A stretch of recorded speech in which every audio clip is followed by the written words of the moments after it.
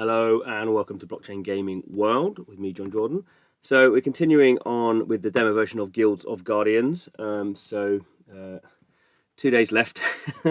I've been playing it, so we've got some stuff to look at now. So just a reminder, this is the non-blockchain version of Guild of Guardians. They're doing various sort of almost tech demos, sort of alpha versions, and these are just really testing the gameplay.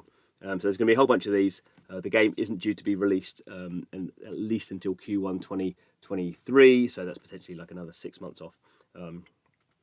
So they're just sort of testing some gameplay stuff and getting some feedback. They're doing this regularly. Obviously, blockchain assets are actually live on the Immutable X marketplace, so you can buy the assets, but you can't put them in the game yet. So this is just like a sort of like a test of a traditional, what would be a free-to-play mobile game. I'm playing it on an iPad. So I've been playing the game. As we can see in the top right-hand corner, there is an energy mechanic. So that's pretty much one of the sort of ways they're gating usage. So you get 100 at the moment at this level at least. You get 100 energy points. Each dungeon is 10 energy, so I can basically do 10 dungeons at a time. The game is sort of quite. We'll get into the game. So the interesting bit today is summoning. So as you play the level, you get these hero shards. You can see I've collected 120. I need 100 for a new hero, so I can summon a hero. So let's see how we get on. Tap and hold. So there we go. She looks pretty cool. She is obviously some sort of nasty spider lady, but she's a healer. So one thing about the game is you have a squad of 4. But I think there's going to be very much a sort of like with an RPG, although it's not really. I mean, I suppose it's an RPG. Yeah, it's an RPG to some degree. Is you can I imagine you have lots of different characters, and you basically sort of create different sort of squads, or you can sort of move ones in and out. And there's that whole sort of management layer of managing your gear, choosing what gear goes well on which characters, and also which characters sort of go well together. So, and that's sort of a key part of it. So we can see here, got some sort of stats on her. Obviously, the interesting thing is as I said, that she is a healer.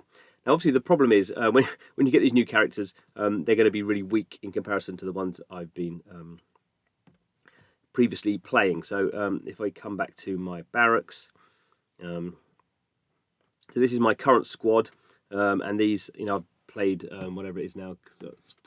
14, maybe 12, 13, 14 levels on these. So these have all been leveled up, and these all have, if I click onto them, these all have sort of various gear. So you can see sort of around the outside here, they have gear. So obviously my new one, sort of nice to play them, but they're not going to be much use in the sense that they haven't got any gear. So and in terms of like sort of the characters, so you can see this one here, we've got sort of a damage sort of character, so a sort of melee character. A typical sort of tank character, a support character. So this one has a sort of a ranged attack, a ranged sort of a ice, sort of a freezing attack, and then this one which is sort of like a, I guess sort of a more sort of roguey type sort of damage character. And then we can see there's this one here that I just got. So you can see her this sort of idea of sort of what her overall sort of overall point total is 1,393. That compares to, so she's sort of half some of the other ones. So not sure I particularly want to play her at the moment, but let's just do a level and see. So a lot of this other stuff's not in there. Merging's not in there, which is sort of when you have a whole bunch of characters. So if you're getting a lot of characters you don't want, you can sort of merge them to create a the new one. Although it's not clear if that's merging the same ones. I don't know. Obviously that's not something that's there at the moment.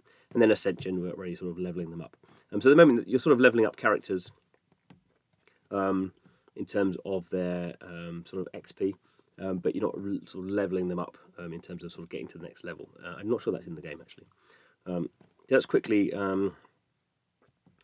go in and so no, press the wrong button again. So let's go in and so I'm in a new. So I finished Requiem. So there's Requiem, Brimstone, Frostmire, and Darkwood. So it looks like this sort of I think it's basically 40 levels. So I've done 4 of these ones.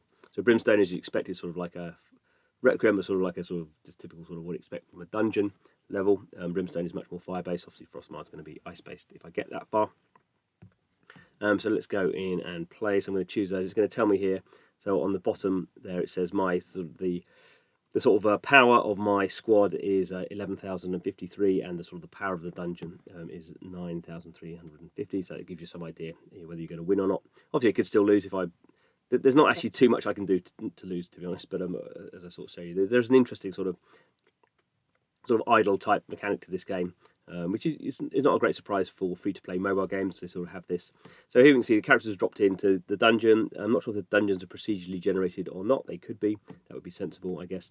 And basically, there's the 4 characters here, and sort of I'm not really good at doing this and talking, but if you move one around, you can sort of just switch between them. So generally, I take the range character to make sure they keep out of trouble. But it basically means you're playing the game to a degree indirectly. So basically, as you see, I run around. And then these guys are going to spawn in, and I'm, for these little spiders, I'm just going to sort of try and keep out of the way mainly. I can sort of stand at a distance and just sort of fire. But the sort of my melee characters are sort of going in and doing all the damage. I might have to heal. Well, I haven't got a healer, but I might have to resurrect them, so you get some resurrects. But I'm just basically going around and collecting these various items. So these are the essence that you get for leveling up, and there's other items like the shards and stuff as well, which we may come across if we get to them. So there's we're getting a lot of these things now. We're getting sort of trapped between different obstacles. So pathfinding, I think it's pretty okay. Some people I see on Twitter have been sort of moaning about the pathfinding, but I mean, I think that's if you're doing procedural generated content, which I think you have to do for these sort of games. I mean, it doesn't really matter. I've never seen anyone get totally lost in the environment, and if they do, if you see when I'm sort of move towards them, they sort of come and follow me. The one thing I do think of this game is the movement's a bit fast. Actually, I do find the movement a little bit fast. So that sort of sometimes means you sort of not quite sure where you're going. So, there's some new enemies. So I'm just standing here and sort of freezing them and letting the melee characters do their worst. And then when we get to the end of this level, we are going to we're going to get trapped again. Great, big spider. It's very lot of spiders in this level. Probably get some more in this one. And when we get to the end of the level, we just sort of portal out, so I can do my little jump and escape from people. These are ranged characters, so I'm quite going to stand away and sort of get those. You can see these sort of effects going on. That says other characters doing their sort of special moves and they're sort of powering up. So if you were a better player than me, maybe you could play a bit better and. But this is not sort of a game that this is not a game that's designed to reward sort of Twitch. It's not like a sort of a skill based game from that point of view. I don't think. I mean, maybe at high levels. I'm not doing very well. Oh, okay. So that you can see here, my people are being killed. So I'm just resurrecting them, then and they'll go and sort it all out. So there we go. There's another. I think that's a shard. There we go. So and there we go. We finished that level. So we are out to the portal, and there we go. So my experience elixir, I've completed a sort of quest. It's usual things you get in a free-to-play game, just logging in and doing things in the game. You're going to get some more rewards. I've got a cracked helmet there. I think all my people have helmets. I'm not quite sure what these cubelets are. I've got some. I don't think they say 55555. I have no idea what those do. Currency is, I think, the again, I'm not exactly sure what the currency is. I was going to say I think it's the how you summon them, but it's not, is it? Because I've got 20 of those and I've got 17 of those. So this is a sort of demo bait. This is a demo version of. So you wouldn't necessarily expect everything to be working. That's sort of how the game is. So in this sort of demo level, I think there's 40 levels in total. So you can sort of go through and sort of play it. Obviously, the main reason you're doing this is to give the developer some feedback and sort of the stuff you like, the stuff you don't like. And they're just sort of checking that they can do. They can sort of release these builds as so I got this build as test flights. So I mean it's pretty standard for mobile games to release builds from that. But if you're building out games, you sort of want to make sure you can sort of do that and deploy that. And there's always sort of problems. What's going on here? Oh, I'm using the wrong character. That's why. Oh dear. That's being competent. So let's get those melee guys doing some melee type stuff. And obviously, as you go through the levels, then it becomes harder. So one point where you sort of want a tighter group here. Is you want to sort of to go through these is quite difficult, and because the group's not that tight, you're going to get killed. Which I think is just, I mean, it's a demo, so it doesn't really matter. But I think you just have to sort of, you can't pretend that you're going to go through without any damage. So I think you just have to make your way through those. And I think if you're going through a dungeon, you would expect to take damage. You're not going to do this perfectly, are you? So there we go. I guess the other interesting thing would be at some point, a lot of these free-to-play mobile games would let you have a sort of an idle sort of version where you could you wouldn't actually sort of play the game. You would just, these are the characters. This is the dungeon. Who's going to win? You just sort of play it out that way. I don't think Guild of Guardians necessarily wants to do that, although I think that it probably is a mode you probably put in. I don't think that's the mode you sort of test at the moment, because that's sort of from when people are playing against the meta rather than playing against the gameplay. That's probably what you do. But there's lots of free-to-play mobile games that sort of have that as a sort of mission, where you don't sort of play things. You just sort of use up energy, which is the main main gating thing. You use up energy, and then you sort of get the rewards out, which is what you want. And then the game is really about deciding where you want to put your gear and which characters you want to level up, and getting new characters and fusing them and all that sort of stuff. I mean, that's really where these sort of games live. Oh, I'm going to get trapped by this spider. That's not a good place to be. So, and obviously the other thing you'll probably notice is this, if you were, it's really hard to see what's going on. There's a lot of action on the screen, and it's just, if you had say you had like four players controlling their character, you'd really have problems working out sort of what's going on. So that's to me, it makes sense why there's more of an idle sort of game going on there.